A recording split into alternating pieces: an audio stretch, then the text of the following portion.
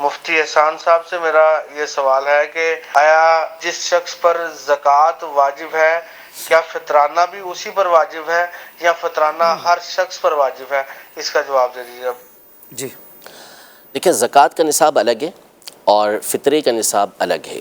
زکوٰۃ کے شرائط الگ ہیں، فطرے کے شرائط الگ ہیں۔ یہ ہو سکتا ہے کہ کسی بندے پر زکوٰۃ فرض نہ ہو اور صدقہ فطر اس پر فرض ہو، کیونکہ زکوٰۃ کے مال میں ایک شرط یہ ہے کہ مال نامی ہونا چاہیے، یعنی سونا چاندی یا مال تجارت یہ ہونا چاہیے۔ صحیح۔ سونا چاندی کرنسی یا مال تجارت۔ گھر کے اندر جو فالتو سامان ہوتا ہے جو ضرورت کے علاوہ ہوتا ہے وہ اگر موجود ہو تو بندے کے اوپر زکوٰۃ نہیں ہوتی، لیکن اگر ایسا فالتو سامان ہے جو ضرورت کے علاوہ ہے،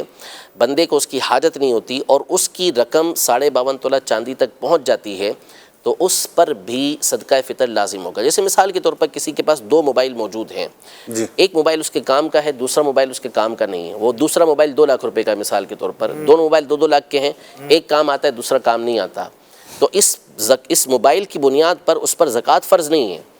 لیکن اب اس کے پر صدقہ فطر لازم ہو جائے گا، کیونکہ یہ وہ چیز ہے کہ جو اس کی ضرورت کے علاوہ ہے اور اس کی مقدار اتنی بنتی ہے، تو یوں صدقہ فطر اس کا معاملہ الگ ہوتا ہے۔ اسی طرح بندے کے اوپر زکوٰۃ فرض ہو، صدقہ فطر فرض نہ ہو، جیسے مثال کے طور پر رمضان کی 10 تاریخ کو اس نے زکوٰۃ نکال دی اور وہ فارغ ہو گیا،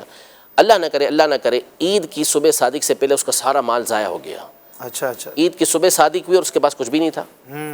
ٹھیک تو پھر اس کے اوپر جو ہے وہ صدقہ فطر لازم نہیں ہوگا، ٹھیک زکوٰۃ فرض ہوئی۔ تو یوں دونوں کا یہ شرائط میں بھی فرق ہے، مال میں بھی فرق ہے۔